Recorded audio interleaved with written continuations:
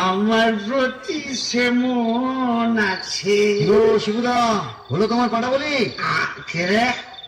ও তুই? হ্যাঁ, তোকে ঝাপসা দেখাচ্ছে কেন? এই খেয়েছে, তুমি পুরুত ঠাকুরের মাল টেনেছো? টেনেছি, বাইনাস দেখেছি, জিলিপি, গজা, রসগোল্লা, সন্দেশ, মুরগির ঠ্যাং, চপ, কাটলেট, দিশি বিলিতি সব খেয়েছি। সর্বনাশ, যাও তো বাড়ি যাও, অনেক রাত হয়েছে। বৌমনি কোথায় চিন্তা করছে। Don't care, don't care. আর শিবচার সে শিবুর নেই, বলছ? আমার বুঝে কাজ নেই, ও নেত্য বৌমনি বুঝলেই হবে। তুমি যাও তো। এখন কি হে নাগর তোমার আমার প্রতি সেমন আছে রে? তো আরে তো কে দরজা খুলবি? আরে তো লাঠি মেরে দরজা ভেঙে ফেলবো আমি। কেন? যে সতীনের বাড়ি গেছিলি সেখানে থেকে গেলে তো পারতে। কি বললেন?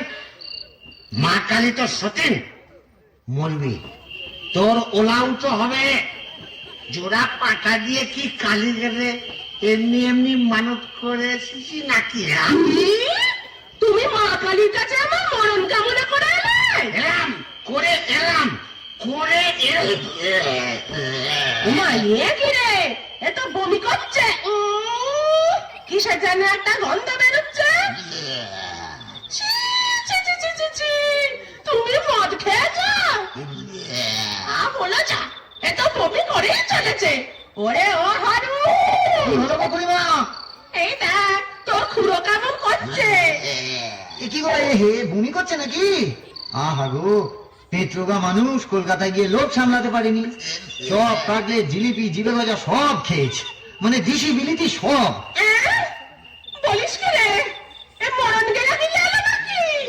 আসলে তোমার হাত থেকে ছাড়া পেয়ে যেত, তাই ছাড়া গরুর মতো সারা কলকাতা রোদের মধ্যে টোটো করে ঘুরে বেরিয়েছে। হ্যাঁ, আর মা কালীর কাছে আমার মরণ কামনা করেছে।